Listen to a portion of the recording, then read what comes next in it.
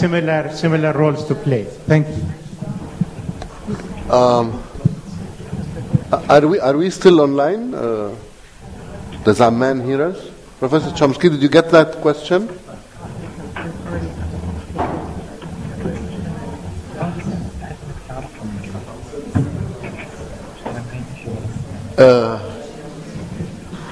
Professor Chomsky, were you able to hear the question, or shall we? Can you hear me?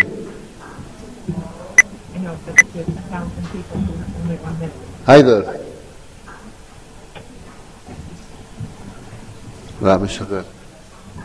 Hello.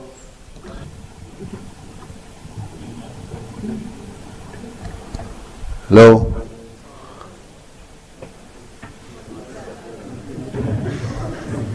Can you hear us in Amman? Professor Chomsky?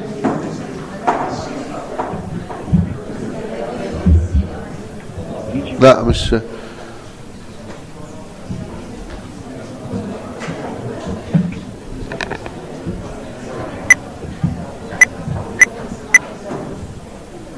في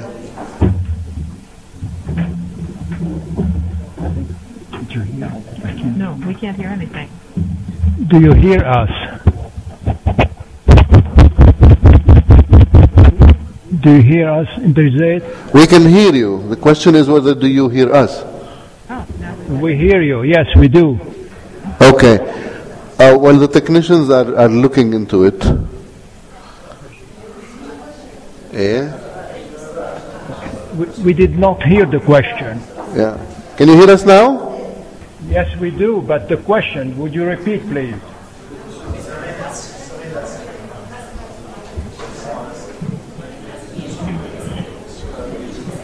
Can you hear us? Hi.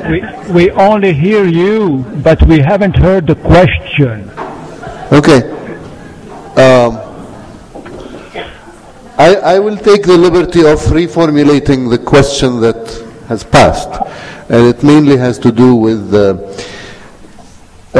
possible limitations to the notion of self-determination when we talk about the two-state solution in the current setup. ماشي الحال هيك؟ ايه؟ بحاول اختصر عمالي. او بتحب تعيده انت؟ تعال هون. لا مشان المايك هذا ضابط.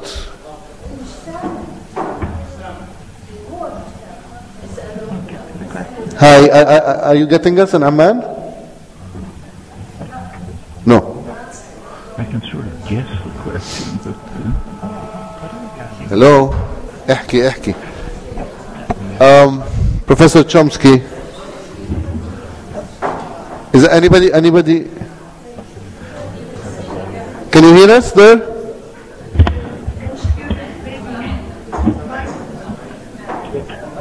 Oh, yeah. Hi. Yeah, that makes sense. إذا بسمعونا He بقربوا can المايك. use this microphone. Is the question coming from there or from here? From there. Oh, it's from there. I see.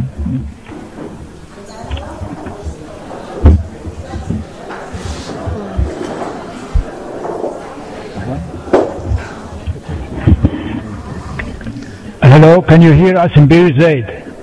Birzeit, Hi. can you hear We us? can hardly hear you, but we do hear something. Whoever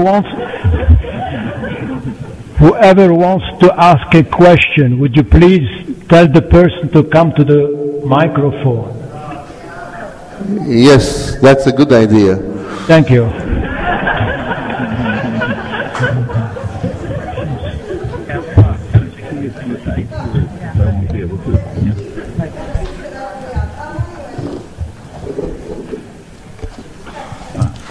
Okay, I just felt there was a serious break between your excellent analysis of the historical evolution of U.S. role around the world and its role and its strategy in the Middle East now, and your proposal for a two-state solution.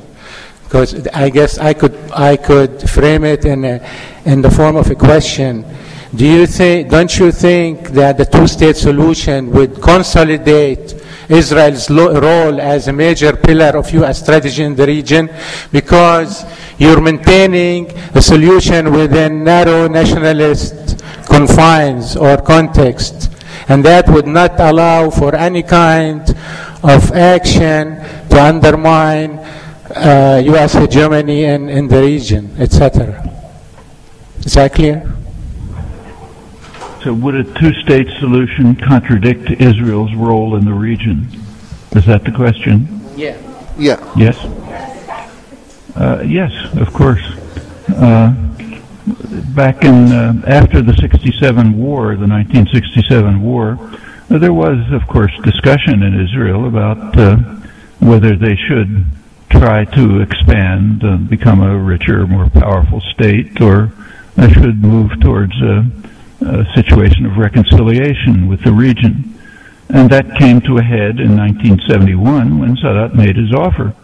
And I told you what they decided. And the reasons were given. Ezer Weizmann, who was then, I think, still head of the Air Force, later became president. He said we could accept a peaceful settlement, return to our previous position, but then we could not live at the level of the level of power, the level of wealth to which we aspire. Like other states, given the opportunity, Israel would like to be a richer and more powerful state and regionally more significant. And the same is true of Luxembourg. Sure, that's the way states behave.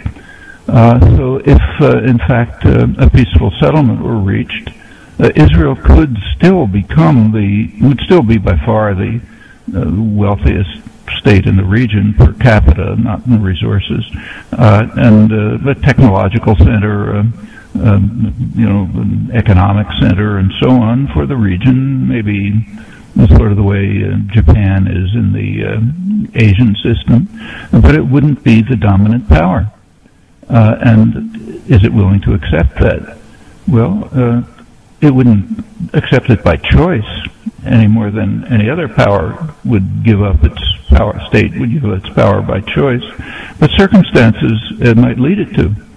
And the circumstances in this case are very straightforward. Will the United States take that position?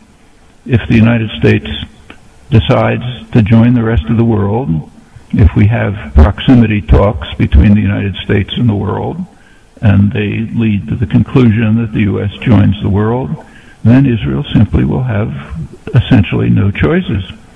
I mean, either their choice will be to accept it, or to act in some quite irrational fashion, which a state with nuclear weapons can do, in which case it's just unpredictable. But assuming any level of rationality, Israel would, as in the past, accept what the United States tells it to do. And the relations of power are so obvious that there's no serious dispute about this.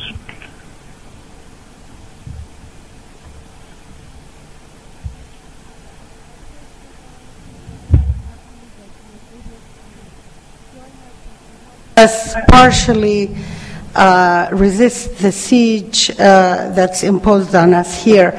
I'd like to ask you, Professor Chomsky, how would you would respond to those who appreciate very much your critical analysis, like my previous colleague mentioned, your trenchant and critical analysis of U.S. and Israeli policy, while at the same time not offering much in terms of hope. In other words, that your message could be a message of despair to both Palestinians and also all other people in the world who are trying to resist Israeli control and domination. So in other words, and really notwithstanding your rather oblique comments towards the very end, I would really like to know, how would you respond to that? Do you give us hope, or are you giving us a message of despair? Thank you.